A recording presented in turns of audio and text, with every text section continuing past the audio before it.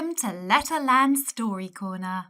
Today's story is Vicky Violet and the Vet by Lisa Holt.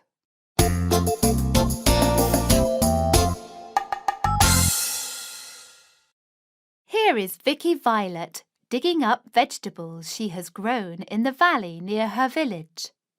The soil is very rich near the volcano and her vegetables are full of vitamins. She takes very good care of her plants. She especially loves the violets that she keeps in a valuable vase. Vicky's violets are very special because they can talk. They make the V sound at the start of her name.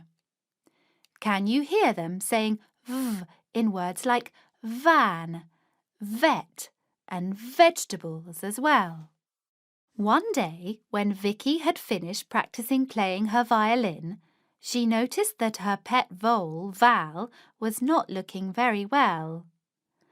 She got some fresh water and vegetables for her.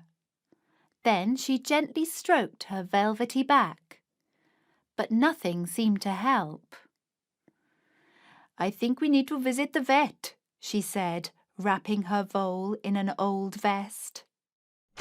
They got in her van and set off to see the vet. When they arrived at the vet's surgery, Talking Tess was at the reception desk. She was talking on the telephone, taking notes and giving times to everyone who wanted to see the vet. "It is vital I see the vet," said Vicky. "My poor vole Val is very ill." "That's a valid reason to put you at the very top of the vet's list," Tess told her. My alpaca is ahead of her vole and I have to see the vet at once," announced Annie Apple. "Apologies, that's true," said Tess.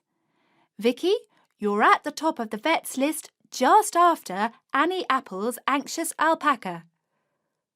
But, blustered Bouncy Ben, "I got here before her." "Oh, bother," said Tess. "Vicky, you're at the top of the vet's list just after Annie Apple's anxious alpaca and Bouncy Ben with a bump on his back." "I came in earlier too," called out Clever Cat. "You are correct as ever, Clever Cat," said Tess. "Vicky, you're at the top of the vet's list just after Annie Apple's anxious alpaca, Bouncy Ben with a bump on his back, and Clever Cat with claws that need clipping." "Don't forget about me," declared Dippy Duck. "Oh, drat," said Tess. "Vicky, you're at the top of the vet's list just after Annie Apple's anxious alpaca, Bouncy Ben with a bump on his back, Clever Cat with claws that need clipping, and Dippy Duck, who's feeling dizzy." "Eh?" exclaimed Eddie Elephant. "I'm not at the end of the list. I've been here forever." "Excuse me, Eddie, I'm terribly sorry," said Tess.